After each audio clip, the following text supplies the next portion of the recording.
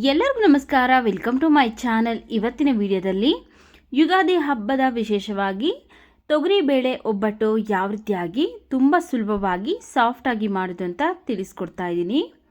ಮೊದಲನೇದಾಗಿ ನಾವಿಲ್ಲಿ ಪಾತ್ರೆಯಲ್ಲಿ ನೀರು ಕುದಿಯೋದಕ್ಕೆ ಇಟ್ಟಿದ್ದೀನಿ. ನೀರು ಸ್ವಲ್ಪ ಜಾಸ್ತಿನೇ ತಗೊಳ್ಬೇಕಾಗತ್ತೆ, ಯಾಕಂದರೆ ನಾವು ಬೇಳೆ ಬೇಯಿಸಿರುವಂತಹ ನೀರಲ್ಲೇ ಒಬ್ಬಟ್ಟು ಸಾರು ಮಾಡೋದ್ರಿಂದ ನಾವು ಸ್ವಲ್ಪ ನೀರನ್ನು ಜಾಸ್ತಿನೇ ಹಾಕ್ಕೊಂಡು ಬೇಯಿಸ್ಕೊಳ್ಬೇಕಾಗತ್ತೆ. ಹಾಗೆಯೇ ಒಂದು ಬಟ್ಲು ತೊಗರಿಬೇಳೆನ ಚೆನ್ನಾಗಿ ತೊಳೆದು ಆನಂತರ ಕುದೀತಾ ಇರುವಂತಹ ನೀರಿಗೆ ಹಾಕ್ಕೊಂಡು ಚೆನ್ನಾಗಿ ಬೇಯಿಸ್ಕೊಳ್ಬೇಕು. ಅಂದರೆ ತುಂಬ ನುಣ್ಣಗೆಲ್ಲ ಮಾಡ್ಕೊಳ್ಳೋದಕ್ಕೆ ಹೋಗಬೇಡಿ.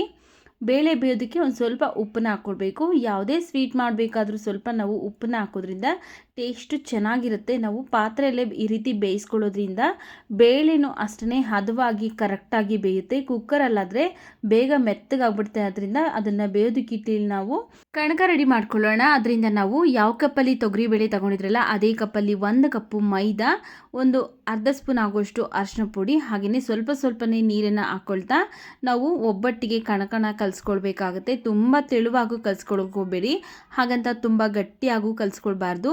ಸ್ವಲ್ಪನೇ ನೀರನ್ನು ಸೇರಿಸ್ಕೊಳ್ತಾ ನಾವು ಈ ರೀತಿ ಹದಕ್ಕೆ ಕಲಿಸ್ಕೊಳ್ಬೇಕು. ಹಾಗೆಯೇ ಸ್ವಲ್ಪ ಎಣ್ಣೆ ಹಾಕ್ಕೊಳ್ತಾ ಚೆನ್ನಾಗಿ ನಾವು ನಾದ್ಕೊಂಡು ಚೆನ್ನಾಗಿ ಕಲಿಸ್ಕೊಳ್ಬೇಕು.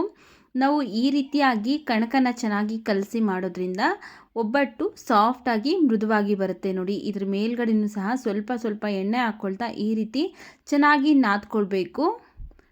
ನೋಡಿ, ಈಗ ಚೆನ್ನಾಗಿ ಕಣಕನ ಕಲಿಸ್ಕೊಂಡಾಗಿದೆ. ಈಗ ಇದ್ರ ಮೇಲೆ ಒಂದು ಪ್ಲೇಟ್ನ ಮುಚ್ಚಿ ಒಂದು ಅರ್ಧ ಗಂಟೆಗಳ ಕಾಲ ನೆನೆಯೋದಕ್ಕೆ ಬಿಡ್ತೀನಿ. ನಾನಿಲ್ಲಿ ಹೂರಣ ರೆಡಿ ಮಾಡೋವರೆಗೂ ನೆನ್ಕೊಂಡ್ರೆ ಸಾಕಾಗುತ್ತೆ.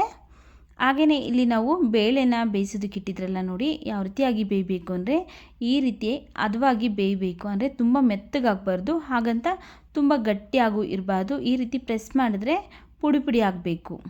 ಈಗ ಬೇಳೆ ಬೇಯಿಸ್ಕೊಂಡಾಗಿದೆ. ಈಗ ಸ್ಟವ್ ಆಫ್ ಮಾಡಿಕೊಂಡು ಇದರಲ್ಲಿರುವಂತಹ ನೀರನ್ನೆಲ್ಲ ಸಪ್ರೇಟ್ ಮಾಡ್ಕೊಂಡಿದ್ದೀನಿ. ನೋಡಿ ಈ ನೀರನ್ನು ಚೆಲ್ಲಬಾರ್ದು. ಇದನ್ನು ಹಾಗೆ ಇಟ್ಟು ನಾವು ಒಬ್ಬಟ್ಟು ಸಾರು ಮಾಡ್ಕೊಳ್ಳೋದು. ಈಗ ಇದನ್ನು ಸೈಡ್ಗಿಟ್ಟು ನಾವು ಸ್ಟವ್ ಮೇಲೆ ಒಂದು ಪಾತ್ರೆ ಬಿಸಿಗೆ ಇಟ್ಟಿದ್ದೀನಿ. ನಾವು ಯಾವ ಕಪ್ಪಲ್ಲಿ ತೊಗರಿಬೇಳೆ ತೊಗೊಂಡಿದ್ರಲ್ಲ ಅದೇ ಕಪ್ಪಲ್ಲಿ 3/4 ಕಪ್ಪು ಬೆಲ್ಲ ಹಾಕ್ಕೊಂಡಿದ್ದೀನಿ.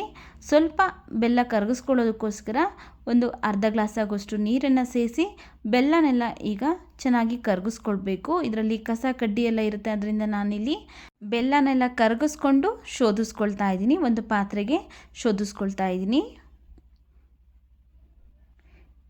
ಈಗ ಇದನ್ನು ಮತ್ತೆ ನಾವು ಸ್ಟವ್ ಮೇಲೆ ಇಟ್ಕೊಳ್ತೀನಿ.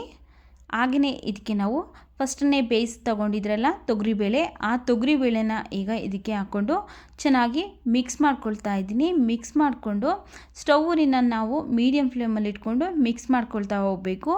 ನಾವು ಹಾಕಿರುವಂತಹ ಬೆಲ್ಲದ ನೀರೆಲ್ಲ ಚೆನ್ನಾಗಿ ಈರಿಸ್ಕೊಳ್ಬೇಕು. ಬೇಳೆ ಅಂದರೆ ಹಿಂಗಬೇಕು. ಹಾಗೆಯೇ ಒಂದು ಅರ್ಧ ಕಪ್ ಆಗೋಷ್ಟು ಒಣಕೊಬ್ಬರಿ ತುರಿ ಹಾಕ್ಕೊಳ್ತಾ ಇದ್ದೀನಿ. ಸ್ವಲ್ಪ ಏಲಕ್ಕಿನೂ ಸಹ ಬಿಡಿಸ್ಬಿಟ್ಟು ಹಾಕ್ಕೊಂಡು ಚೆನ್ನಾಗಿ ಇದರಲ್ಲಿರುವಂತಹ ನೀರೆಲ್ಲ ಇಂಗೋವರೆಗೂ ಒಂದು 10 ನಿಮಿಷ ಮಿಕ್ಸ್ ಮಾಡ್ಕೊಳ್ತಾ ಹೋಗ್ತೀನಿ. ನೋಡಿ, ಇಲ್ಲಿ ನೀರಿನ ಅಂಶ ಎಲ್ಲ ಕಡಿಮೆ ಆಗಿದೆ. ಸ್ಟವ್ ಆಫ್ ಮಾಡಿಕೊಂಡು ಕಂಪ್ಲೀಟಾಗಿ ತಣ್ಣಗೆ ಹೋಗ್ಬಿಟ್ಟಿದ್ದೀನಿ. ನೋಡಿ, ಒಂದು ಸ್ವಲ್ಪನೂ ನೀರಿನ ಅಂಶ ಅನ್ನೋದು ಇಲ್ಲ, ಕಂಪ್ಲೀಟಾಗಿ ಈರಿಸ್ಕೊಂಡಿದೆ. ಈಗ ಇದನ್ನು ರುಬ್ಕೊಂಬರಬೇಕು. ಮಿಕ್ಸಿ ಜಾರಲ್ಲಿ ಅಥವಾ ಒರಳಲ್ಲಿ ರುಬ್ಕೊಳ್ಬೋದು. ನಾನಿಲ್ಲಿ ಮಿಕ್ಸಿ ಜಾರಲ್ಲಿ ಈ ರೀತಿಯಾಗಿ ಆನು ಆಫು ಮಾಡ್ಕೊಳ್ತಾ ಚೆನ್ನಾಗಿ ನುಣ್ಣಗೆ ರುಬ್ಕೊಂಡಿದ್ದೀನಿ.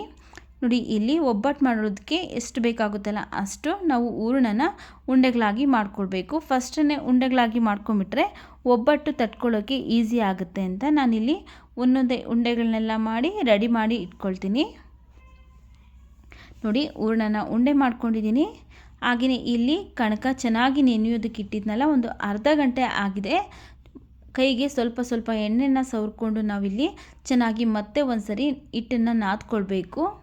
ನೋಡಿ, ಎಷ್ಟೊಂದು ಚೆನ್ನಾಗಿ ಸಾಫ್ಟಾಗಿ ಕಣಕ ಅನ್ನೋದು ರೆಡಿ ಆಗಿದೆ. ಈ ರೀತಿ ರೆಡಿ ಮಾಡಿಕೊಂಡ್ರೆ ಪರ್ಫೆಕ್ಟಾಗಿ ಒಬ್ಬಟ್ಟು ಅನ್ನೋದು ಬರುತ್ತೆ. ನೋಡಿ, ಸ್ವಲ್ಪ ಮೈದಾ ಹಿಟ್ಟನ್ನು ತಗೊಂಡು ಈ ರೀತಿ ಅಗಲವಾಗಿ ಮಾಡ್ಕೊಳ್ಬೇಕು. ಈಗ ಮಾಡ್ಕೊಂಡಿರುವಂತಹ ಹೂರಣದ ಹಿಟ್ಟನ್ನು ಇದರೊಳಗಡೆ ಇಟ್ಟು ಸ್ಟಫಿಂಗ್ ಮಾಡ್ಕೊಳ್ಬೇಕು. ನೋಡಿ, ಈ ಥರ ಸ್ಟಫಿಂಗ್ ಮಾಡ್ಕೊಳ್ಬೇಕು. ಎಕ್ಸ್ಟ್ರಾ ಏನಾದರೂ ಮೈದಾ ಹಿಟ್ಟು ಇದ್ದರೆ ತೆಗೆದುಬಿಡಬೇಕು. ನೋಡಿ, ಕರೆಕ್ಟಾಗಿ ಉಂಡೆ ಬಂದಿದೆ. ನೋಡಿ, ಈ ರೀತಿಯಾಗಿ ರೌಂಡಾಗಿ ಮಾಡ್ಕೊಳ್ಬೇಕು. ಎಲ್ಲವನ್ನು ಸಹ ನಾನು ಇದೇ ರೀತಿಯಾಗಿ ಮಾಡಿಕೊಂಡು ಒಬ್ಬಟ್ಟನ್ನ ಮಾಡ್ಕೊಳ್ತೀನಿ. ನೋಡಿ, ಇಲ್ಲಿ ಮತ್ತೊಂದು ತೋರಿಸ್ತಾ ಇದ್ದೀನಿ. ಸ್ವಲ್ಪ ಮೈದಾ ಹಿಟ್ಟನ್ನು ತಗೊಂಡು ಹೂರಣನ ತುಂಬ್ಕೊಳ್ತಾ ಇದ್ದೀನಿ. ನೋಡಿ, ಈ ರೀತಿಯಾಗಿ ನಿಧಾನವಾಗಿ ಮೈದಾನ ಸ್ಪ್ರೆಡ್ ಮಾಡ್ಕೊಳ್ತಾ ಹೂರಣನ ಇಟ್ಟು ಈ ರೀತಿ ಫಿಲ್ ಮಾಡ್ಕೊಳ್ಬೇಕು. ಎಕ್ಸ್ಟ್ರಾ ಏನಾದರೂ ಮೈದಾ ಹಿಟ್ಟು ಇದ್ದರೆ ತೆಗೆದು ಬಿಡಬೇಕು. ನೋಡಿ, ಈಗ ಎಲ್ಲ ಉಂಡೆನೂ ಸಹ ಇದೇ ರೀತಿಯಾಗಿ ಮಾಡಿಕೊಂಡು ಒಬ್ಬಟ್ಟನ್ನು ಮಾಡ್ಕೊಳ್ಳೋಣ. ಫಸ್ಟು ಒಂದು ಪ್ಲೇಟ್ ಮೇಲೆ ನಾನು ಒಂದು ಪ್ಲಾಸ್ಟಿಕ್ ಹಾಳೆ ಹಾಕ್ಕೊಂಡಿದ್ದೀನಿ. ಆನಂತರ ಸ್ವಲ್ಪ ಎಣ್ಣೆನ ಅಪ್ಲೈ ಮಾಡಿಕೊಂಡು ಈ ರೀತಿ ನಾವು ನಿಧಾನವಾಗಿ ಕೈಯಿಂದ ಸ್ವಲ್ಪ ಪ್ರೆಸ್ ಮಾಡ್ಕೊಂಡಿದ್ದೀನಿ. ಹಾಗೆಯೇ ಇದ್ರ ಮೇಲೆ ಮತ್ತೊಂದು ಪ್ಲಾಸ್ಟಿಕ್ ಹಾಳೆಗೆ ಸ್ವಲ್ಪ ಎಣ್ಣೆನ ಅಪ್ಲೈ ಮಾಡಿಕೊಂಡು ನೋಡಿ ಈ ರೀತಿಯಾಗಿ ನಿಧಾನವಾಗಿ ಎಷ್ಟು ತೆಳುವಾಗಿ ಬೇಕೋ ಎಷ್ಟು ಅಗಲವಾಗಿ ಬೇಕೋ ನೀಟಾಗಿ ಸ್ಪ್ರೆಡ್ ಮಾಡ್ಕೊಳ್ಬೋದು. ನೋಡಿ, ತುಂಬ ತೆಳುವಾಗಿ ಹಾಗೆಯೇ ಸಾಫ್ಟಾಗಿ ಒಬ್ಬಟ್ಟು ಅನ್ನೋದು ಬರುತ್ತೆ. ಫಸ್ಟ್ ಟೈಮ್ ಮಾಡ್ತಾ ಇರೋರು ಸಹ ಇದೇ ರೀತಿಯಾಗಿ ಮಾಡಿದ್ರೆ ಪರ್ಫೆಕ್ಟಾಗಿ ಒಬ್ಬಟ್ಟನ್ನು ಮಾಡ್ಕೊಳ್ಬೋದು.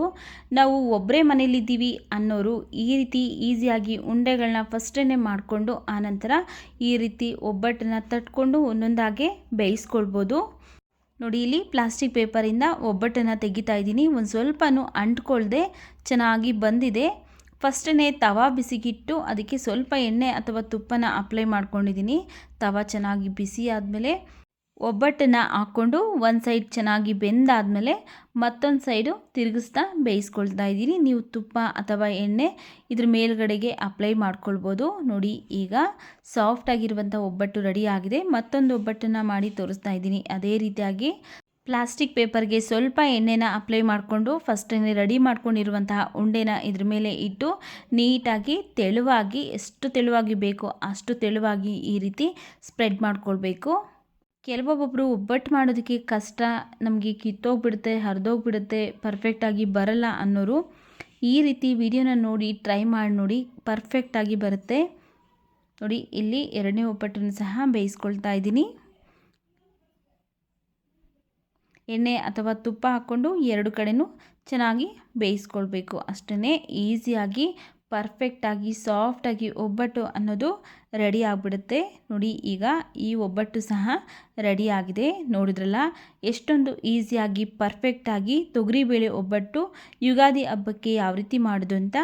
ವಿಡಿಯೋ ಇಷ್ಟ ಆಗಿದರೆ ವಿಡಿಯೋಗೊಂದು ಲೈಕ್ ಮಾಡಿ, ವಿಡಿಯೋವನ್ನು ಶೇರ್ ಮಾಡಿ, ನಮ್ಮ ಚಾನಲ್ಗೆ ಸಬ್ಸ್ಕ್ರೈಬ್ ಮಾಡಿ ಸಪೋರ್ಟ್ ಮಾಡಿ.